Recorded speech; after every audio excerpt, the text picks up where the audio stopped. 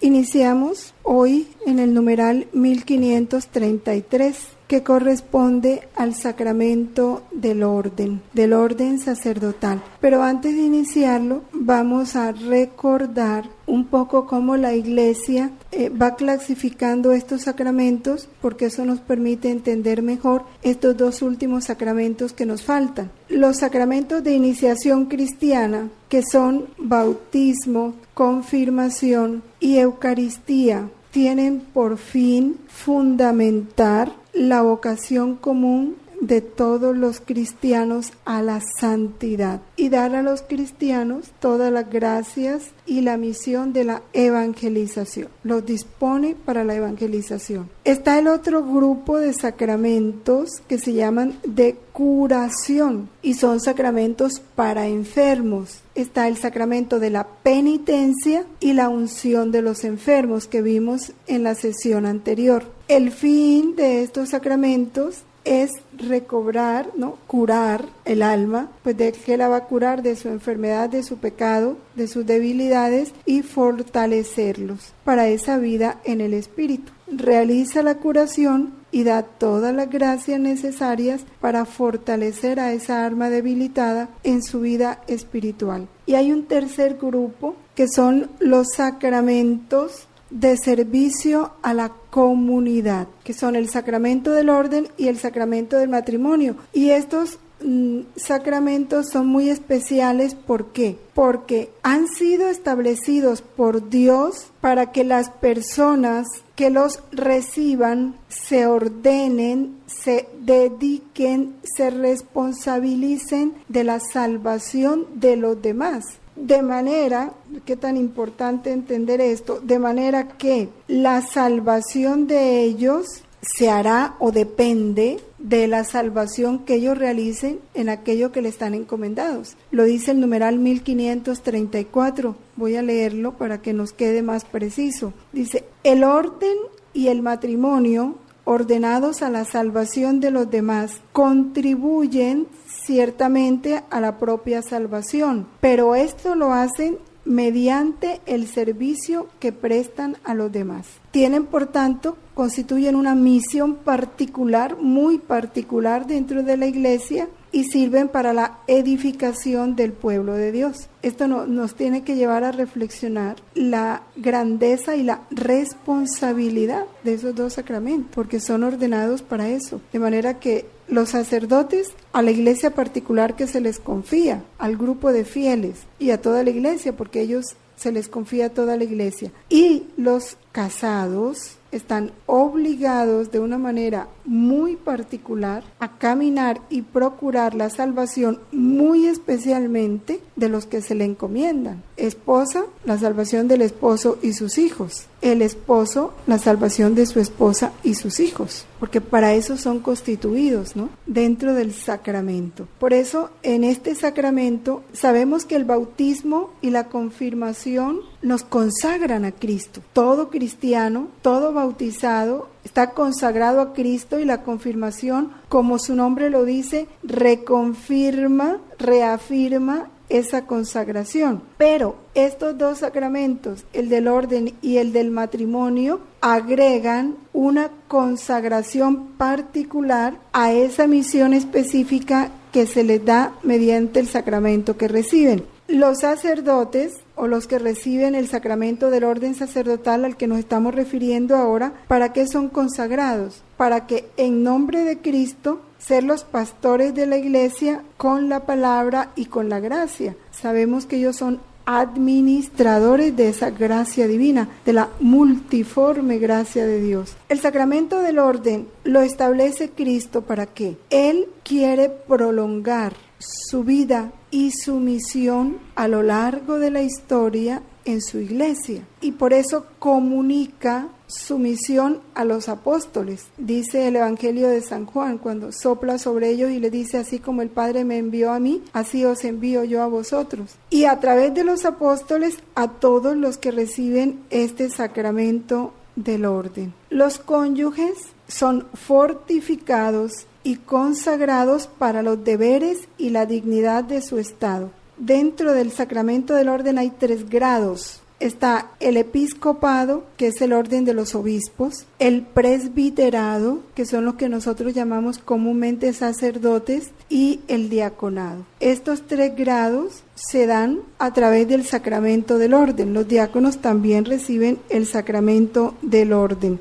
Y viendo un poco de historia, o sea, de dónde viene el nombre al sacramento, porque se le llama sacramento del orden. Remontándonos un poco hacia la antigüedad romana, habían unos cuerpos constituidos en sentido civil, sobre todo el cuerpo que gobernaba, o sea, un pequeño grupo que se ponía a la cabeza de otro grupo grande. A ese grupo, a esa integración de ese grupo se le llamaba ordinatio. Estamos en el numeral 1537. De allí viene la palabra orden. En griego, taxeis, ordines, en latín, y de allí toma la iglesia. Entonces la iglesia empieza a hablar del ordo del episcoporum, el ordo presbiterorum y ordo diaconorum, que ya en nuestro idioma el orden de los obispos, el orden de los presbíteros y el orden de los diáconos. Hoy esta palabra orden solo está reservada a ese acto sacramental que incorpora a los obispos, a los presbíteros y a los diáconos. ¿Por qué? Porque esto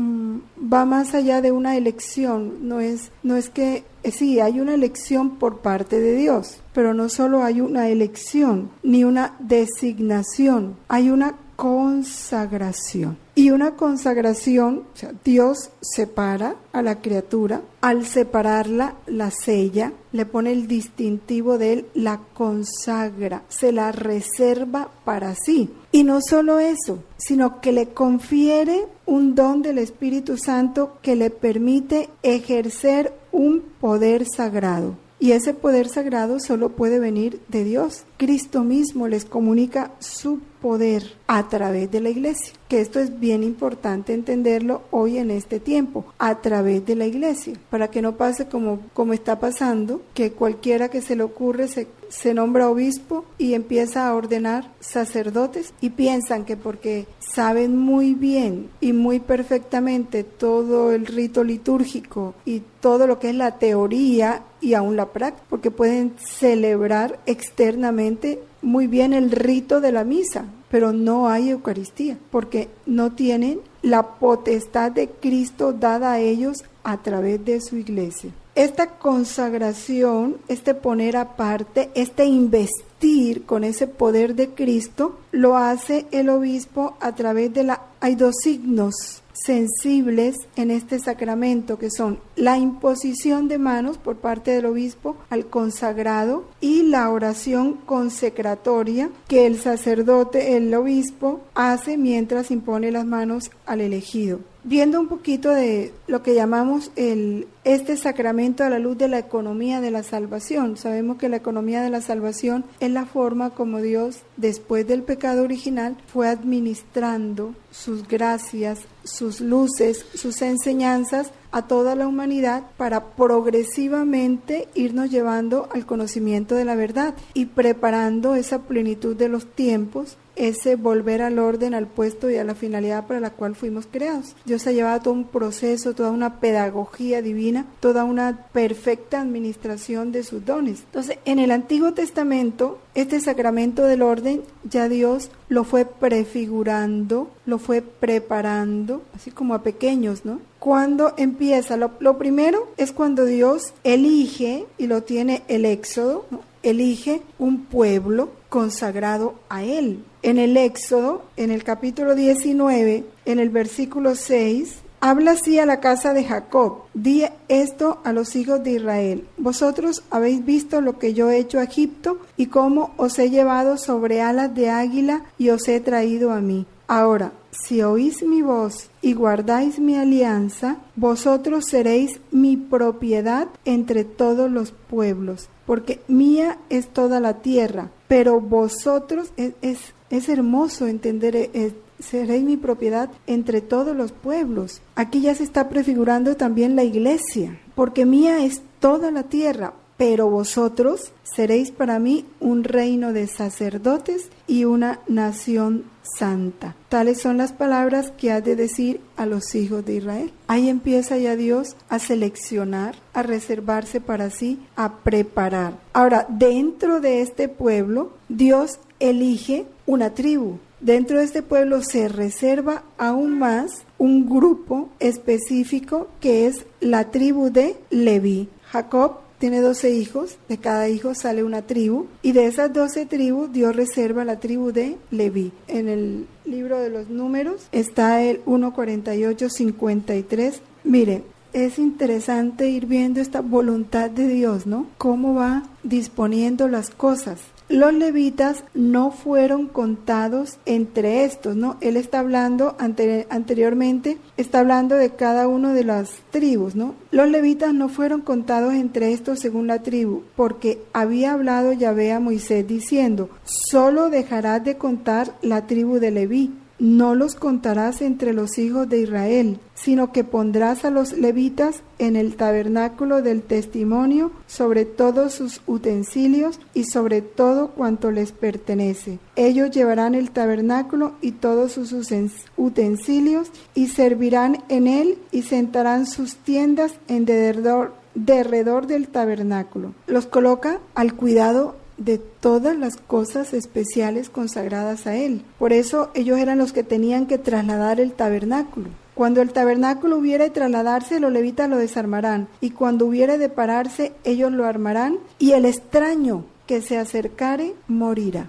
Ya Dios va prefigurando esa especialidad, esa consagración dentro de los consagrados. Desde ese entonces Dios los establece ¿para qué? Para intervenir, para ser mediadores entre Dios y su pueblo, para intervenir en favor del pueblo de Dios y ofrecer en su nombre oraciones, sacrificios por los pecados. También para anunciar la palabra de Dios, para restablecer esa comunión que se va perdiendo entre el hombre y Dios, precisamente por el hombre no querer hacer la voluntad de Dios, porque eso es el pecado siempre. Malaquías, el profeta Malaquías también nos da, el profeta Malaquías en el capítulo 2 está hablando de la corrupción de los sacerdotes, ¿no? Vosotros pues, oh sacerdotes, es este decreto: si vosotros no escucháis y no decidís de corazón dar gloria a mi nombre, dice Yahvé de los ejércitos, yo mandaré sobre vosotros la maldición y haré maldición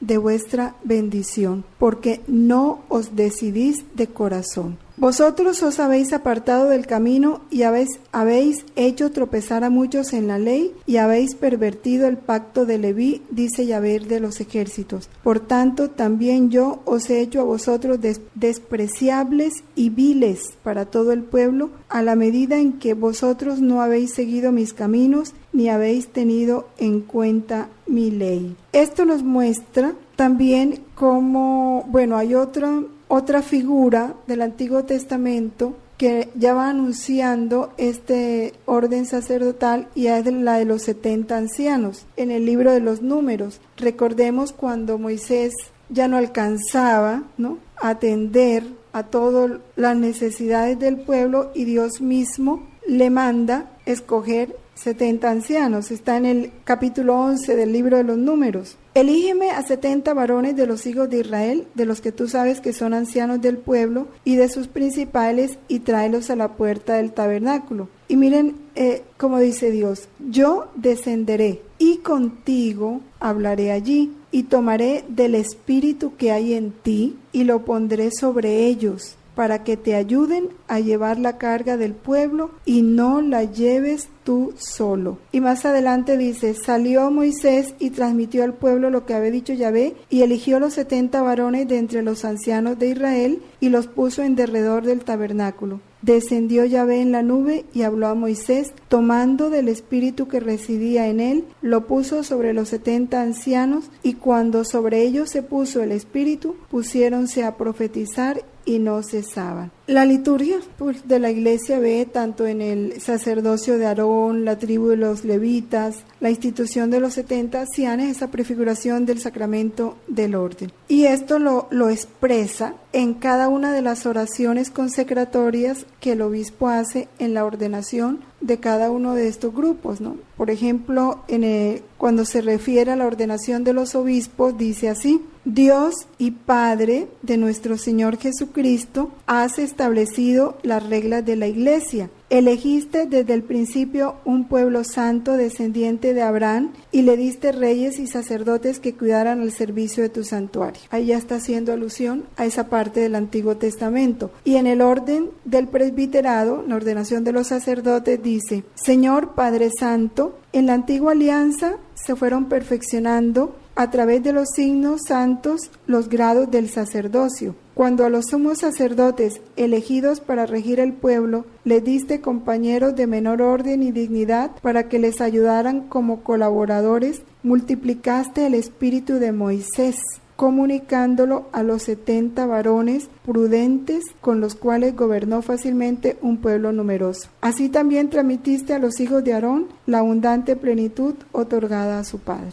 Y en la oración consecratoria para la ordenación de los diáconos, Dios Todopoderoso, tú haces crecer a la Iglesia, la edificas como templo de tu gloria. Así estableciste que hubieran órdenes de ministros para tu servicio, del mismo modo que en la antigua alianza habías elegido a los hijos de Leví para que sirvieran al templo y como herencia poseyeran una bendición eterna. Todas estas figuras del Antiguo Testamento tenían que ofrecer a Dios múltiples sacrificios. Y si leemos el libro de Levítico encontramos sacrificio de purificación, de expiación, de acción de gracias, de todo. Y continuamente. ¿Por qué? Porque ellos y esos sacrificios, ese sacerdocio era incapaz de realizar la salvación, de comunicar la plenitud de la santidad. No podían comunicar una santidad, dijéramos, perfecta, definitiva, ¿no? Porque no tenían ese poder. Solo Cristo, sumo y eterno sacerdote,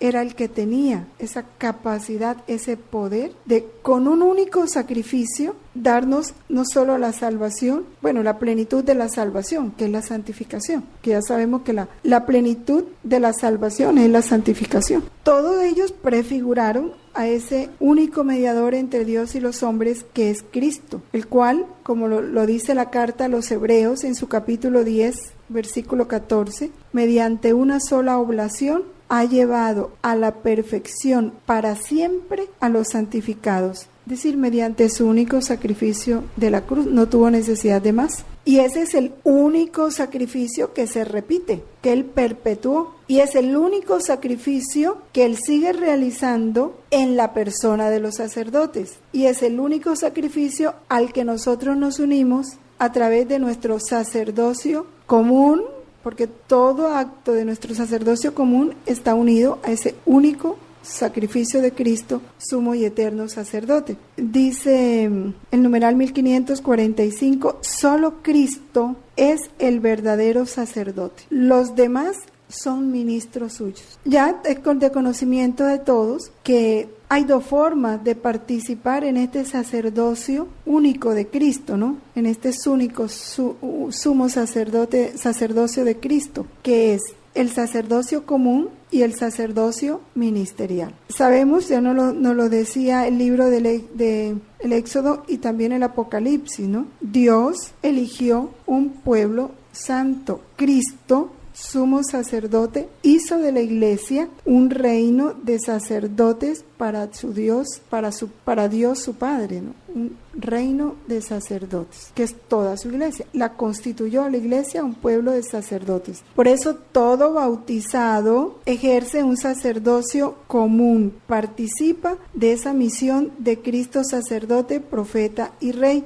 a través del sacramento del bautismo y el sacramento de la confirmación. Pero además de esto, Como ya lo habíamos dicho anteriormente, Dios establece un sacerdocio ministerial o jerárquico en los obispos, en los presbíteros y en los diáconos. Y en este doble sacerdocio es importante vivir nosotros esa plenitud del bautismo, esos compromisos, esa elección, aprovechar esa elección que Dios nos hizo en el bautismo. El sacerdocio ministerial está al servicio del sacerdocio común. Es decir, ellos en su esencia tienen una gran diferencia, ¿no? Pero el uno está ordenado al otro. El sacerdocio ministerial está al servicio del sacerdocio común, porque está consagrado para eso. Y el sacerdote, si no vive la plenitud de su sacerdocio común, de nada le sirve el sacerdocio ministerial. Y eso lo vamos a comprobar más adelante cuando en alguno de los volúmenes, muy especialmente en el volumen 10, ese es el dolor de Jesús, de que los ministros, sus sacerdotes, por no tomar en serio su consagración bautismal, su pertenencia total a Cristo desde el bautismo, entonces su sacerdocio ministerial, como ya lo leíamos en el profeta Malaquías, ¿no? Los consagré para mi gloria. Si no os dedicáis a darme gloria, si no es eso lo principal, no sirven, como dice él. Bueno, por eso dice, el sacerdocio ministerial está al servicio del sacerdocio común en orden al desarrollo de la gracia bautismal de todos los cristianos. Lo dice el numeral 1547. Ahora, ¿cuál es la diferencia esencial? Que el sacerdocio común nos hace pertenencia de Cristo, pertenecemos a Cristo y unidos a Cristo tenemos que realizarlo todo para la gloria del Padre y el bien de su iglesia. El sacerdocio ministerial tiene algo que no lo tiene el sacerdocio común, y es que actúa in persona Christi capitis, ¿no? A través del servicio que el sacerdote realiza en la iglesia, en todo servicio que el sacerdote realiza en la iglesia, es Cristo mismo quien está presente, como cabeza de su cuerpo. Por eso dice in persona Christi capitis. El sacerdote realiza o expresa esa presencia de Cristo, cabeza de su iglesia. Por eso en una asamblea litúrgica precedida por el sacerdote, él es la cabeza. Todo el cuerpo está unido a él en todo, en sus palabras, en sus movimientos, en sus gestos. Él es la cabeza, como está unido el cuerpo a la cabeza. Decía el Papa Pío XII, hablando de una encíclica Mediator Dei, dedicada precisamente a los sacerdotes: el ministro posee en verdad el papel del mismo sacerdote, Cristo Jesús. Sí, ciertamente aquel es asimilado al sumo sacerdote por la consagración sacerdotal recibida, goza de la facultad de actuar por el poder de Cristo mismo, a quien representa. Cristo es la fuente de todo sacerdocio, pues el sacerdote de la antigua ley era figura de él, y el sacerdote de la nueva ley actúa en representación suya. Esto lo dice Santo Tomás de Aquino. El numeral 1549, los numerales 1549 y 1550 nos dicen algo muy importante. Dice, por el ministerio ordenado, la presencia de Cristo como cabeza se hace visible en medio de la comunidad, de los creyentes. Y es muy importante, de los creyentes. Se hace visible en medio de la comunidad de los creyentes, claro. Y ese es como el termómetro, ¿no? Si no vemos en el sacerdote esa presencia de Cristo como cabeza de la iglesia, ¿qué quiere decir? Que no estamos formando parte de la comunidad de los creyentes. Porque ¿ante quién se hace visible? Como cabeza de su iglesia, el sacerdote hace visible a Cristo, lo hace visible, es que te deja verlo, pero ¿ante quién? Ante la comunidad de los creyentes. Para quien no tiene fe, ¿sí? Una falsa fe, pues nunca va a ver a Cristo, cabeza de su iglesia, en la persona del sacerdote. Verá siempre la figura del hombre, no verá la figura de Cristo. Y el numeral 1550, y lo debemos así tener como bien especial, dice, esta presencia de Cristo en el ministro no debe ser entendida como si éste estuviese exento de todas las flaquezas humanas, del afán de poder, de errores, es decir, del pecado. No todos los actos del ministro son garantizados de la misma manera por la del Espíritu Santo. Mientras que en los sacramentos esta garantía es dada, de modo que ni siquiera el pecado del ministro puede impedir el fruto de la gracia. Existen muchos otros actos en que la condición humana del ministro deja huellas que no son siempre el signo de la fidelidad al Evangelio y que pueden dañar por consiguiente la fecundidad apostólica de la Iglesia. Y ojalá subrayemos esto, en los sacramentos esta garantía, ¿cuál? Cristo se hace visible como cabeza de su Iglesia. Esa es la garantía, que no se pierde en los sacramentos cualquiera sea la condición humana del sacerdote. Ni siquiera el pecado del ministro puede impedir el fruto de la gracia. Fruto de nuestra ignorancia son esas expresiones de, no, ¿cómo voy a confesar yo con ese cura? Así en forma despectiva se dice, ¿cómo voy a ir yo a misa donde ese sacerdote que es tal, que es así, que es tal, que cómo voy a, ¿no? En los sacramentos esa garantía no se pierde y no se interrumpe la comunicación de la gracia cualquiera sea la situación espiritual del sacerdote. Sobre esto quiero leer algo que está más adelante. Busquémoslo en el numeral 1584, que complementa hermosamente este numeral que estamos, el 1550. Dice, puesto que en último término es Cristo quien actúa y realiza la salvación a través del ministro ordenado, la indignidad de éste no impide a Cristo actuar. Y mira lo que dice San Agustín tan hermosamente. San Agustín lo dice con firmeza. En cuanto al ministro orgulloso, hay que colocarlo con el diablo. Sin embargo, el don de Cristo no por ello es profanado. Lo que llega a través de él conserva su pureza. Lo que pasa por él permanece limpio y llega a la tierra fértil. En efecto, la virtud espiritual del sacramento es semejante a la luz. Los que deben ser iluminados la reciben en su pureza, y si atraviesa seres manchados, no se mancha. Es bien hermoso esa expresión de San Agustín que no debemos nosotros olvidar. Este sacerdocio ministerial, como lo veíamos al comienzo, son sacramentos de servicio a la comunidad, es un verdadero servicio. Dios elige al sacerdote para servir, más que una dignidad para él, para quien es consagrado, más que una dignidad, la dignidad está más para nosotros, que tenemos que ver en él a Cristo, pero para el sacerdote es más un servicio. Está enteramente referido a Cristo y a los hombres. Representa a Cristo y es en favor de los hombres. El sacerdote está consagrado totalmente a Cristo. Depende totalmente de Cristo y de su sacerdocio único. Por eso comunica un poder sagrado, que es el mismo poder de Cristo. También explica esta frase del Evangelio del San Marcos en el capítulo 10, donde Jesús dice, el que entre vosotros quiera ser el mayor, le está dando ese consejo a los apóstoles, pórtese como el servidor de todos. Ya sabéis cómo los príncipes las dominan con imperio, ejercen poder sobre las naciones. No ha de ser así entre vosotros. Antes, si alguno de vosotros quiere ser grande, sea vuestro servidor, y el que de vosotros quiera ser el primero, sea siervo de todos. Pues tampoco el Hijo del Hombre ha venido a ser servido, sino a servir y a dar su vida en rescate de muchos. Esta orden de Cristo tiene que inspirar la autoridad del sacerdote. Y San Juan Crisóstomo también dice una expresión muy hermosa. El Señor dijo claramente que la atención prestada a su rebaño era prueba de amor a Él, o sea, a Dios. Es la manera como el sacerdote expresa su amor a Dios por la atención que pone a su rebaño, porque para eso fue constituido pastor de esa grey, de ese pueblo consagrado de Dios. El sacerdote, además de actuar in persona Christi, también siempre actúa en nombre de la iglesia. ¿Por qué? Porque Cristo es cabeza de la iglesia.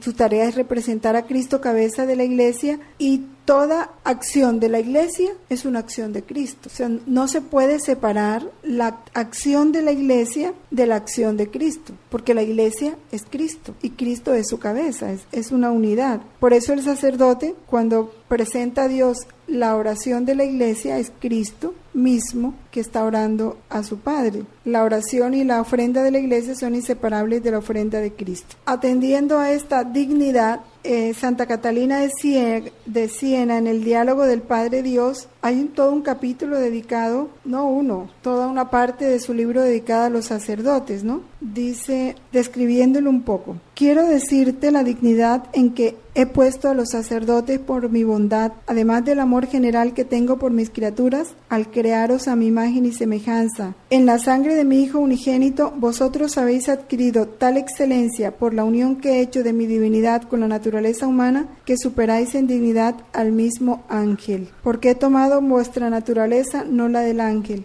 Esta grandeza es un beneficio a todas las criaturas racionales, pero entre ellas he elegido a mis ministros para vuestra salvación, a fin de que por medio de ellos se os distribuya la sangre del humilde Cordero Inmaculado, mi Hijo unigénito. A esto les he dado por función el administrar el sol, confiándole la luz de la ciencia y el calor de la divina caridad, el color unido al calor y a la luz, la sangre y el cuerpo de mi Hijo. Este cuerpo es un sol, porque es uno conmigo, que soy el verdadero sol. Si los sacerdotes consideraran su dignidad, no permanecerían en las tinieblas del pecado mortal, no mancharían así el rostro de su alma. No solamente ellos no me ofenderían, no profanarían su dignidad, sino que aun cuando entregaran su cuerpo a la hoguera, ellos creerían que no hacen todavía lo suficiente por reconocer la grande gracia y el gran beneficio que han recibido, porque en esta vida ellos no pueden ambicionar una dignidad más alta que esta. Son mis ungidos, y yo los llamo mis Cristos.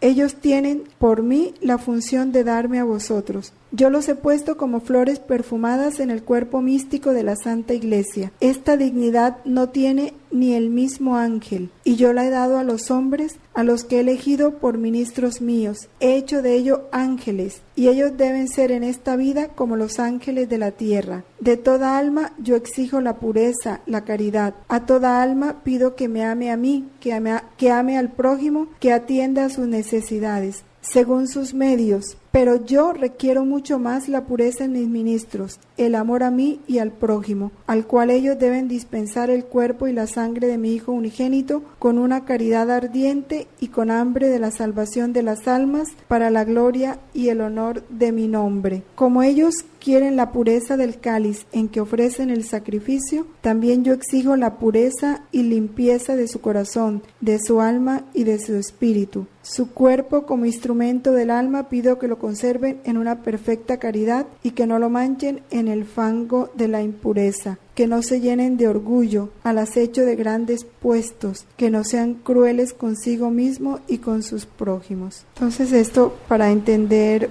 un poco la alteza del sacerdocio y que nosotros lo valoremos como es. Ellos tienen las llaves del reino de los cielos, ellos tienen el poder de atar y desatar, es el mismo poder de Cristo. Y no en vano, hoy día de Santa Teresita, Dios ha querido que reflexionemos en esto. Ella, cuando hacía su viaje a Roma, todavía no había entrado al convento, decía: la segunda cosa de que me di cuenta se refería a los sacerdotes. Hasta entonces me había sido imposible comprender el fin principal de la reforma del Carmen. Rogar por los pecadores me embelesaba, pero rogar por los sacerdotes, cuyas almas me figuraba más puras que el cristal, me parecía muy extraño. En Italia comprendí mi vocación, no era ir demasiado lejos a buscar tan útil conocimiento. En el espacio de un mes traté a muchos santos sacerdotes. Entonces vi que si su dignidad sublime los eleva sobre los ángeles, como lo decía Santa Catalina,